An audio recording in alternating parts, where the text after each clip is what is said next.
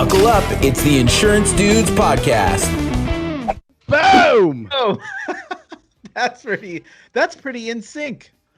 Unlike our boy band, Out of Sync. Out of sync. Out of sync.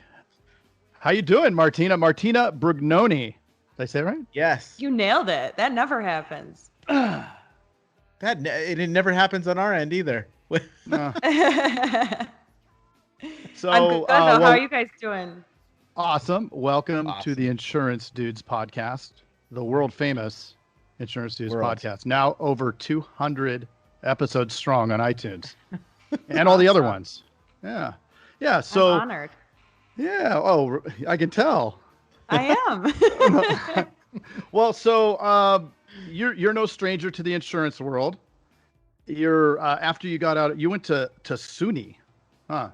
Do you guys know what that is? It's something University of New York. Yeah, so New York has Special? so many state schools that they have a whole system for state schools called the SUNY system. So it's just State University of New York at wherever the campus is. But I think there's like 15 or 20 of them. Well, like Cal State or UC. Yeah, exactly. In California. Mm-hmm. Here in Arizona, there's 2. Well, no, 3. NAU. Everybody forgets about them. And okay, so you came from there. Did an internship over there on a morning show. That must have been a lot of fun. Super fun. Hated waking up that early, but yeah, it was fun. I know. That's crazy. You do have to get up early, huh? Mm-hmm. So before we go into all this, the first question, Mr. Craig. Okay, do it. So Martina, what was the first concert you ever went to?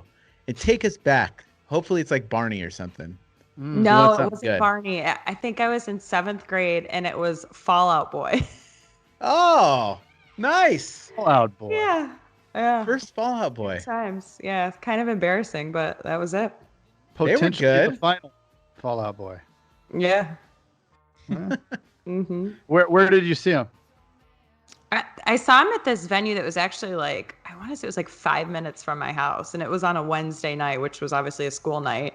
So I remember my mom bringing me there with one of my girlfriends, dumped us off, and then, we were rocking out with Fall Out Boy. Nice. What was the best concert you've been to?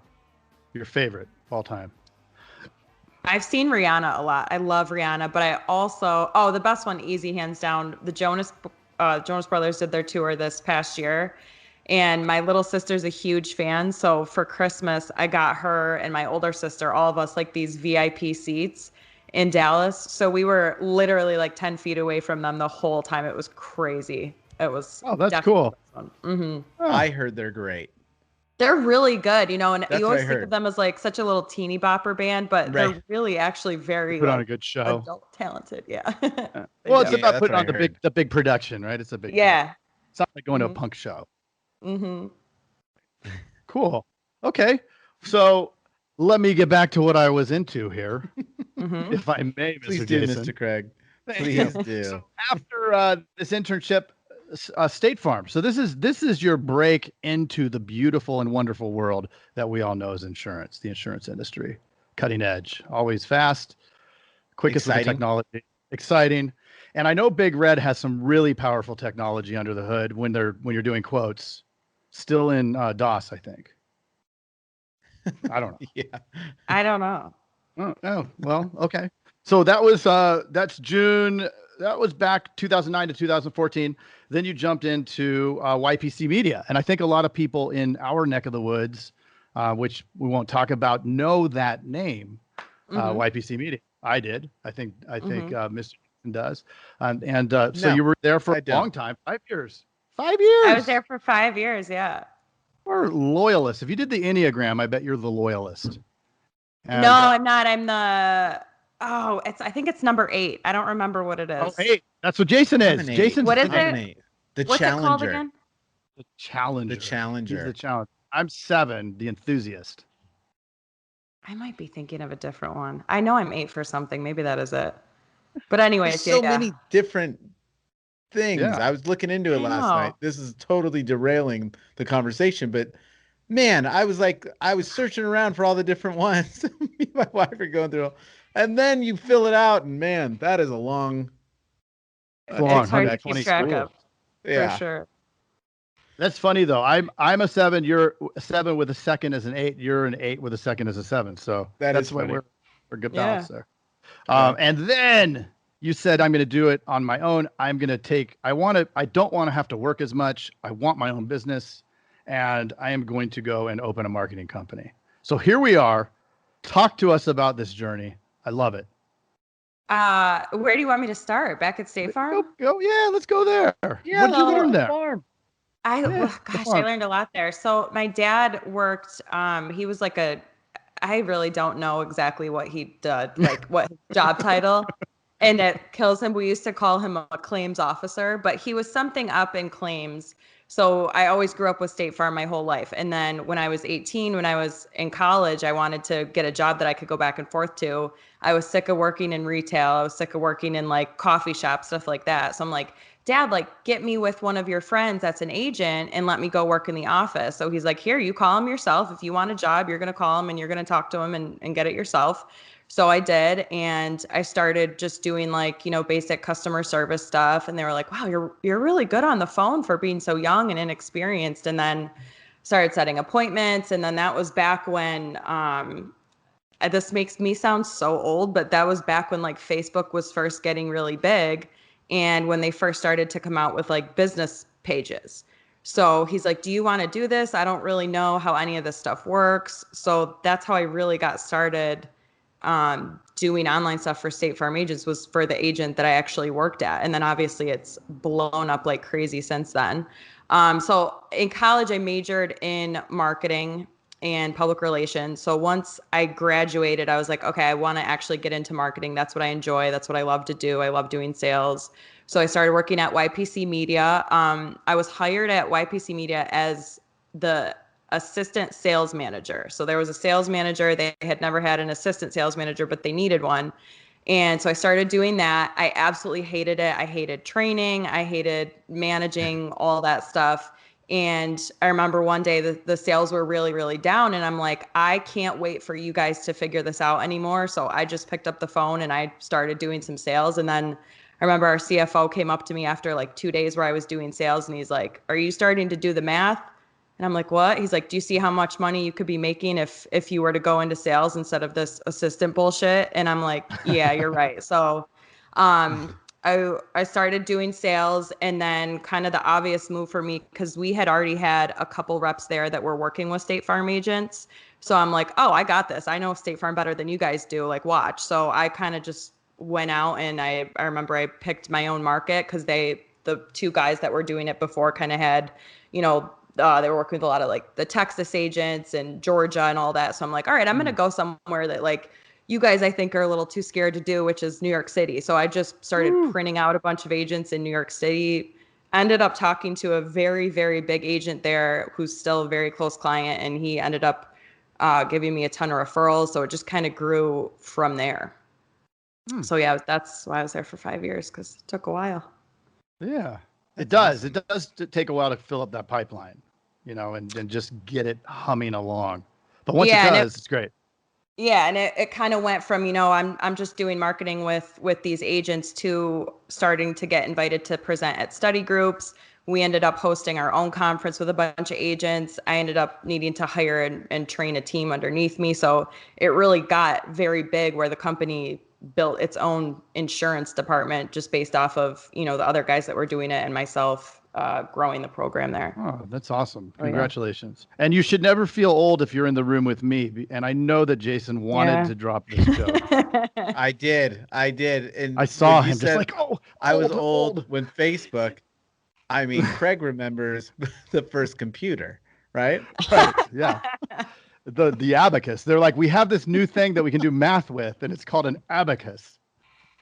Oh, I don't even know it. What's an abacus? I don't either. I'm like, huh? Oh, that's it. I'm leaving. And then Craig will tell you about back when he started with insurance, and there was microfiche, right? Mm-hmm. Well, it was before that. Yeah, it was before the microfiche. Did you do door-to-door insurance sales? Were you one of those? Of course. Yeah. No. I'm not really that old. So, but almost. Yeah. So the big splash into marketing. So you learned, you had 5 years to cut your teeth. Now you go in. what was that like? What was that transition? And I'm sure you'd been thinking of it for a long time, right? But moving from that corporate world and then off onto your own, talk about that. Yeah, so I was actually very lucky at YPC because it was a new program. It was a new department really that we had created, that they gave us a lot of say, I guess, in how we wanted to grow it. But I wasn't necessarily given as much say as the other person that was doing it with me. And obviously that got frustrated. I'm type A. I want to be the leader. I want to be the one calling the shots. So when I moved to Dallas, which was February 2019, made a huge change. I had been in Rochester, New York my whole life.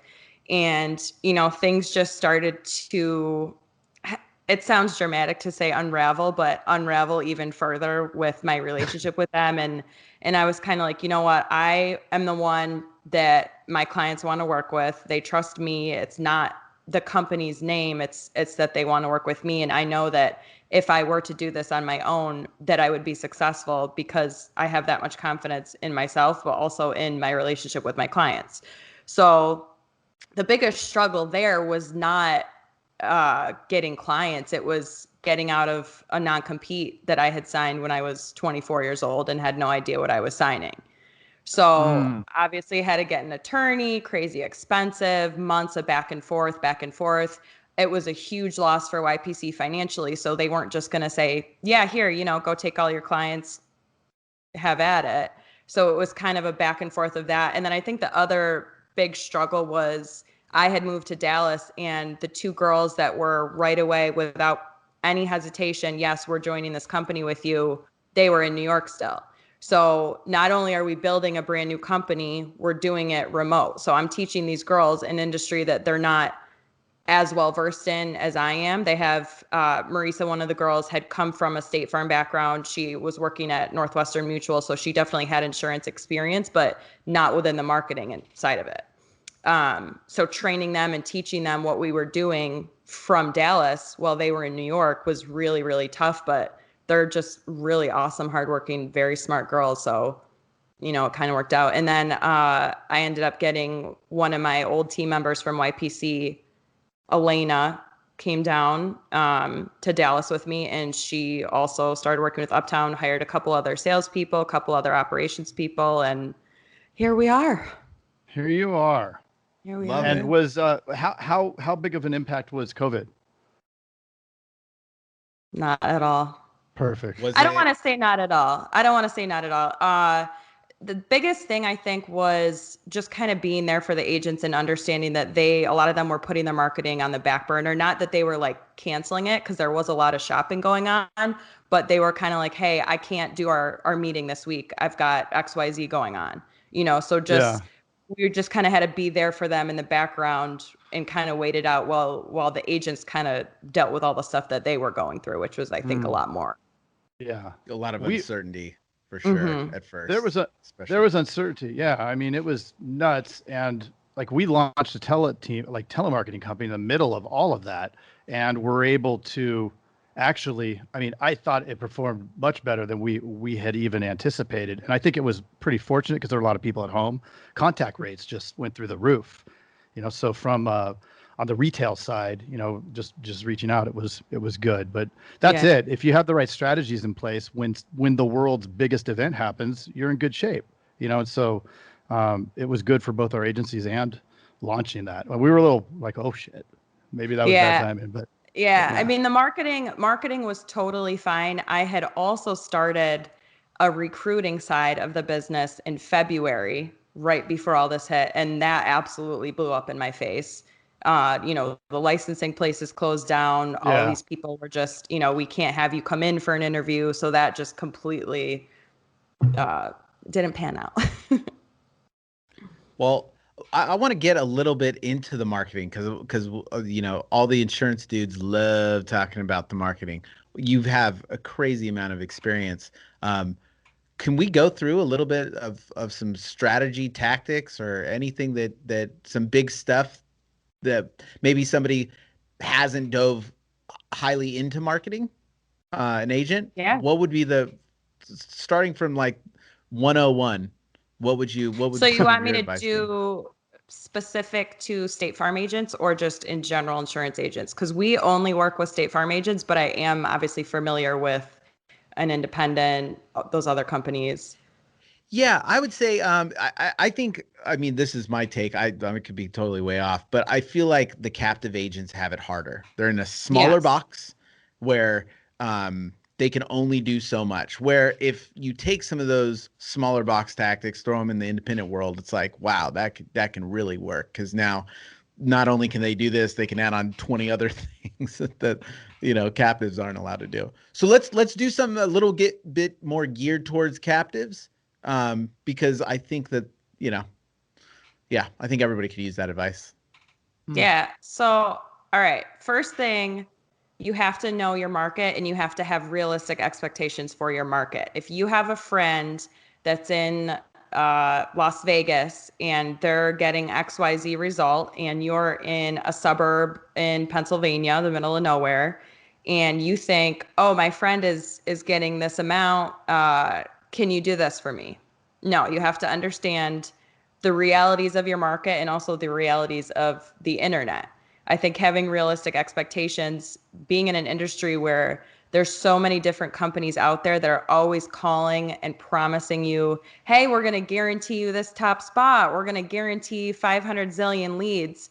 It's really important to have realistic expectations and understand how the internet actually works, and that there's only so much that you can do, right? So captive agents, you have to optimize your website within that box as much as you can. So you are in a box, but it doesn't mean you can't work within that box, right? So the content on your website, anything that you can take advantage of, you have to be taking advantage of, because you're already starting, a step back because you're stuck within this box. You have all these compliance restrictions that, you can't do the cool marketing stuff that a lot of companies can do, which sucks. It's really frustrating. As a creative person, it's annoying for me because I'm like, oh, I just saw this really cool thing come out. Can't do it though. The companies aren't going to allow it. So working within the box, having realistic expectations. A big thing I think is just being present. And when I say being present, getting reviews from your customers is important. Interacting with your customers online. So if they do leave your review, respond to them. So many agents we see online, they have all these customer reviews and there's no responses. They give you the response platform for a reason. You got to think about it. Like if somebody walked into your business and said, hey, Craig, you guys do such a great job. I'm such a happy client. Thank you so much. And you just turned around and walked the other way. Yeah, totally. You never do that. So when somebody's shopping online, they see, oh, this guy responded to his clients. He's obviously very engaged. Pictures are huge as well. Not only do they help you show up more often in different searches on social media more often, but if you think about consumers now are so bombarded with every second there's something different flashing in our face trying to get our attention, right? So if I'm going online and I'm looking for a new nail salon, right? There's no chance I'm going to walk in somewhere that doesn't have reviews and I can't see what the salon looks like, right? Because I know I have that option other places. So if you're not taking advantage of very what I believe to be basic needs of an online presence right now, they're going to move right along to somebody that does, because they feel that instant connection with them already. So building your brand can be very easily done through, pictures, reviews, engaging with people that are online. Yeah. iPhone photos or professional photos? iPhone photos are fine. Absolutely. All day long. All day I long. even take a picture of the review and then post that as a picture. Yeah, you could do that. It doesn't really, you just got to have stuff up, like, exactly. What? I take a picture of taking a picture and then I'll take a picture of that. I think that's the next level. Yeah, well, it is. Very it's good like strategy. Inception. Yeah, the dream within the dream. But doesn't it seem like that kind of stuff? Like I think a lot of people don't post pictures, and we've gotten this conversation about videos and stuff, because it's like, oh, I got to, make it look professional. But at the same time, it's like, if it looks too professional, then it looks scammy. Like exactly. Exactly. stuff Think about the online personality now is very genuine. Like if you look at my business posts, there's professional pictures, but all the content, the captions is just how I would normally talk because the value of an insurance agent is the human being, right? I care about you. I know your family. So if you take that and you bring it online and you just show your genuine real self, some of the best online presence that I see with agents, they're always doing selfies, right? Just taking the picture wherever they are, if they're out in the community, if it's in front of their office, if, something fun happened with their team, the real live time, like take a picture, let's post it. That is so, he's taking a selfie. That is so much more effective than, saying, oh, well, I don't have really nice professional pictures or my team doesn't want to dress up or this or that. Like, no, you don't need to do that at all. Yeah. I almost think that because I see, I'm obviously looking around, but I see a lot of agents that have everybody's in suits. Yeah, why not? Mm-hmm. They're wearing suits and stuff. And it's almost like, I don't know if it's just because I'm more casual, but I almost look at it like, that can't be, like, it looks fake. Mm-hmm. But I think I would like, as a consumer, to see pictures of real people that are like maybe having maybe fun. Or maybe. Think about, could you imagine insurance agents having fun? Like think about like when Progressive first started doing marketing, they bring in Flo and they're making it funny, and then Geico's doing it, and like when they created the image of the insurance agent, it's those two tools in suits, like, I mean, they didn't come up with that just magically, right? There was market research that went into, well, what do you think of insurance agents? And everybody said it's some tool in a suit, and people don't want that, right? Like not the people that now we are marketing to. We're not marketing to the 90-somethings like me. Right. We're marketing to the younger crowd, the millennials. I mean, they're pretty soon the millennials are going to have the biggest buying power of everybody, and it's going to be something, right? So we have to totally change the ways. I like that you said the millennials. The YouTube. The YouTube. I'm starting to get giddy. Cool. Like that. No, that's fantastic advice. To be continued.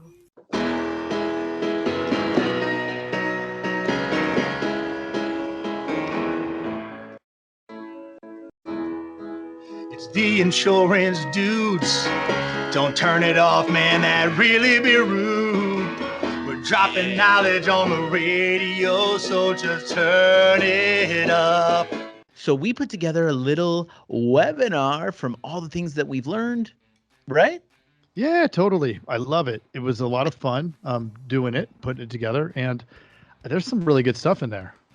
Yes. What did we learn? So we learned how to sell hundreds of thousands of premium a month using any internet leads. And this is based on a whole bunch of big dudes selling ton of premium a month, like over $1 million. Yeah. And it eliminates that turnover, right? The staff doesn't get burned out. It does. It creates predictable sales, like, whoa, right? Well, and we also learned how we can copy the processes of the big, giant, fastest growing P&C carriers and the big local agents. Yep. That was a lot of fun. So it was fun. We put it together. It's on a website. Go to love.teledudes.com. That's love.teledudes.com. How do you spell like that on the fly, Mr. Jason? Well, it took me some practice, but it's love.teledudes.com. You are good at that. So let me get this straight. It's love, LOVE .teledudes.com. Love.teledudes.com. Ooh. I love that. I love it too. I surprised you too, Mr. Craig. You didn't know. Tricked me. Wait, do they even listen to this on the radio anymore? I love it. I love it. Nice. All right.